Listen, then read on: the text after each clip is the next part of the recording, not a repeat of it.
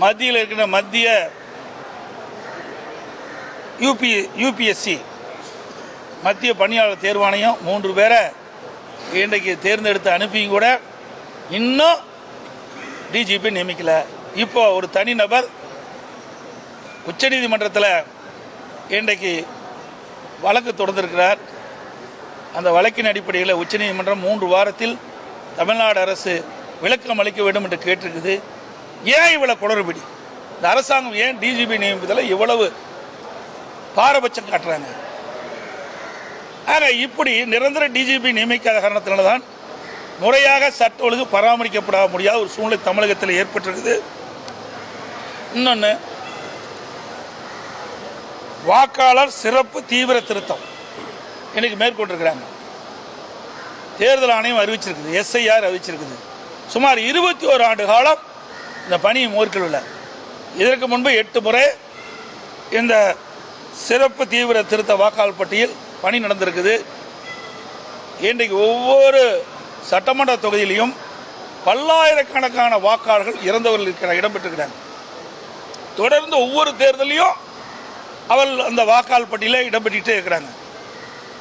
அதே போல் நகரத்தில் குடியிருக்கின்றவர்கள் வீடு மாறி போயிடுறாங்க, அல்லது வெளி மாநிலத்துக்கு போயிடுறாங்க, வெளிநாட்டுக்கு போயிடுறாங்க. அவருடைய பெயரும் தொடர்ந்து பல ஆண்டுகளாக வாக்காளர் பட்டியல் இடம்பெற்றுட்டே இருக்குது. இப்படி முறைகேடாக இருக்கின்ற இந்த வாக்காளர்கள் எல்லாம் விடுவிக்கப்பட்டு தகுதியான வாக்காளர்களை வாக்காளர் பட்டியலில் இடம்பெற வேண்டும் என்ற அடிப்படையில் தான் எஸ்ஐஆர் பணி முக்கியம், எஸ்ஐஆர் முக்கியம். அதற்காக தேர்தல் ஆணையம் அறிவிச்சிருக்குது. அதை எதுக்குறாங்க திராவிட முன்னேற்ற கழகம். எஸ்ஐஆர் என்றாலே அலறாங்க, என்னன்னே தெரியல. சார் என்று அலறாங்க. இப்போ எஸ்ஐஆர் என்ற கேட்டாலும் பதறாங்க. கூட்டணி கட்சி சேர்ந்தவர்கள்லாம் அலறாங்க, என்னன்னே தெரியல. இல்லை என்ன தவறு இருக்குது? காலம் போதாதுங்கிறாங்க. 1 மாத காலம் கொடுத்துருக்குறாங்க. ஒவ்வொரு பாகத்திற்கும் ஒரு பிஎல்ஓ அரசு அலுவலர்களை நியமிக்கிறாங்க. அவள் வீடு வீடாக கொண்டு போய் அந்த படிவத்தை கொடுத்து பிறகு படிவம் பூர்த்தி செய்யப்பட்டு அதை திரும்ப பெற்று சம்பந்தப்பட்ட அதிகாரிக்கு ஒப்படைக்கிறாங்க. இதில் எந்தவித ஒரு காலதாமதம் ஏற்படுறதுக்கு வாய்ப்பே இல்லை. ஏன்னா ஒவ்வொரு முறையும் தேர்தல் வருது. தேர்தல் வருகின்ற பொழுது அந்த வாக்காளர்கள் வாக்களிப்பதற்கு அடையாள ஸ்லிப் கொடுக்குறாங்க. இப்போ 5 நாளில் கொடுத்துட்றாங்க. ஒரு பாகத்தில் இருக்கின்ற அனைத்து வாக்காளர்களுக்கும் 5 நாட்களில் அந்த பூத் ஸ்லிப் கொடுக்கப்பட்டு அவர்கள் போய் வாக்களிக்கிறாங்க. அப்படி இருக்கின்ற பொழுது 1 மாதம் கொடுத்துருக்குறாங்க. ஒரு பாகத்திற்கு சுமார் 1200 வாக்குகள் என்று வைத்துக் கொண்டார் கூட சுமார் 300 வீடு தான் இருக்கும். அதுக்கு மேலே இருப்பதற்கு வாய்ப்பே இல்லை. அப்படி 300 வீடு இருக்கின்ற பொழுது ஒரு நாளைக்கு 50 வீடுனா கூட 6 நாள் கூடுதல் 2 நாள் எடுத்துக்கிட்டால் 8 நாளில் இந்த படிவத்தை அனைத்து வீடுகளிலும் கொடுத்துடலாம். அப்படி வீட்டில் இல்லாத போது மீண்டும் ஒரு 2-3 நாள் கழித்து மீண்டும் அந்த சம்பந்தப்பட்ட பிஎல்ஓ அவர்கள் எந்தெந்த வீட்டில் கொடுக்கலையோ அந்த வீட்டில் கொண்டு கொடுக்கலாம். அதை வாங்குறதுக்கு போதுமான கால அவகாசம் இருக்குது. ஆனால் திமுகவும் அதே மாதிரி கூட்டணி திமுக கூட்டணியில் அங்கம் வைக்கின்ற கட்சிகளும் எதிர்க்கின்ற நோக்கம் இதில் இறந்தவர் பட்டியலில் இறந்தவர்கள்லாம் அந்த வாக்காளர் பட்டியலிருந்து நீக்கக்கூடாது. அதே போல் அந்த பாகத்தில் குடி பல ஆண்டுகளாக இல்லாதிருந்து வேறு இடத்துக்கு போயிருந்தாலும் அவர்களும் இடம்பெற்றிருந்தால் திருட்டு ஓட்டு போடுறதுக்கு வசதி. தேர்தல் நாள் போது இறந்தவர்கள்லாம் உயிர் பெற்று ஓட்டு போட வந்துடுறாங்க. அது திமுக கை வந்த கலை. அதனால தான் இவ்வளவு பயம். இதில் என்ன தவறு இருக்கிறதுக்கு வாய்ப்பே கிடையாது. எல்லாத்துக்கும் PL2 போட்டுக்கிறோம். ஒவ்வொரு கட்சிக்கும் PL2 போட்டுக்கிறோம். அவர்கள் PLO போய் வீடு வீடாக அந்த படிவத்தை கொடுக்கின்ற பொழுது அவர்களோடய சென்று அவர்கள் சரியாக அந்த பணியை மேற்கொள்ள என்று அவர்கள் கண்காணிக்கலாம். அதுக்கு தேர்தல் ஆணையம் முழு வாய்ப்பு கொடுத்துருக்குது. அப்படி இருக்கின்ற பொழுது வேண்டுமென்றே திட்டமிட்டு ஒரு தவறான செய்தியை மக்களிடத்திலே பதிய வைக்க வேண்டும் என்பதற்காக இன்றைக்கு ஆர்ப்பாட்டம் நடத்துகிறாங்க. ஏன் இறந்தவர் ஓட்டை நீக்க என்ன தவறு? பல ஆண்டுகளாக குடியில்லாமல் ஒரு வீட்டில் புதுசாக ஒருத்தர் குடி வந்திருக்கிறாரு. ஆனால் ஏற்கனவே குடியிருந்தவர் தான் அந்த வாக்காளர் பட்டியலில் தொடர்ந்து இடம்பெற்று இருக்கிறாரு.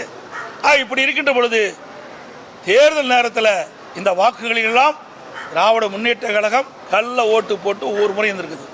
இன்னைக்கு ஒரு உதாரணத்துக்கு சென்னை மாநகராட்சி தேர்தல் நடந்தது. அப்பொழுது திருட்டோட்டு போட அவர் மீது வழக்கு போட்டாங்க. 15 நாள் சிறையில் இருந்தாங்க. இப்படிப்பட்ட நிகழ்வுகளெல்லாம் நடைபெறக்கூடாது என்பதற்கு தான் எஸ்ஐஆர் இன்றைக்கு தேர்தல் ஆணையம் அறிவிச்சிருக்குது. இதையெல்லாம் வேண்டுமென்றே திட்டமிட்டு மக்களிடத்தில் ஒரு அச்ச உணர்வை ஏற்படுத்தி அவர் வாக்குகள் பறிபோகும் என்று ஒரு தவறான செய்தியை வெளிப்படுத்திட்டு இருக்கிறாங்க.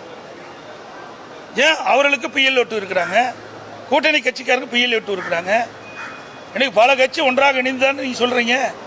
எல்லாத்துக்கும் ஒவ்வொருத்துக்கும் ஒவ்வொரு பூத்துக்கும் ஒவ்வொரு பாகத்திற்கும் ஒரு பிஎல்2 கட்சி ஒரு 5-6 கட்சி கூட்டணி இருக்குது. 5-6 பேரும் பிஎல்2 பெற்றிருப்பாங்க. 5-6 பேரும் போங்க. அதில் தவறு இருந்தால் அந்த தவறு சுட்டி காட்டுங்க, அவர்கள் அதை சரி செய்வாங்க. இதில் எந்தவித தவறு செய்வதற்கு வாய்ப்பே கிடையாது. ஆனால் வேண்டுமென்றே திட்டமிட்டு மக்களை குழப்பி ஒரு தவறான செய்தியை மக்களிடத்தில் பரப்பி வர்றாங்க. இது ஏற்றுக்கொள்ள முடியாது. அனைத்து இந்திய அண்ணா திராவிட முன்னேற்ற கழகத்தை பொறுத்த வரைக்கும் ஒரு தகுதியான வாக்காளர் பட்டியல் இடம்பெற வேண்டும். தகுதியானவர்கள் தேர்தல் நேரத்தில் வாக்களிக்க வேண்டும் என்பதுதான் எங்களுடைய நிலைப்பாடு. அந்த காரணத்திற்காகத்தான் இந்த எஸ்ஐஆரை நாங்கள் ஆதரிக்கிறோம். ஏன்னா 21 ஆண்டுக்கு பிறகுதான் இப்போ வருது. இன்னைக்கு உதாரணமாக ஈரோடு கிழக்கு சட்டமன்ற தொகுதி இடைத்தேர்தல் நடந்தது. அப்பொழுது அங்கே ஒரு குடிசை மாற்று வாரியத்தில் சுமார் 1600 வாக்குகள் குடிசை மாற்று வாரியத்துடைய கட்டணம் முழுசு இடிச்சிட்டாங்க. இடித்து 1 வருஷம் ஆகியும் அந்த வாக்காளர் பட்டியலிருந்து வாக்காளர் பெயர் இடம்பெறல. வாக்காளர் பெயர் இடம்பெற்றிருக்குது.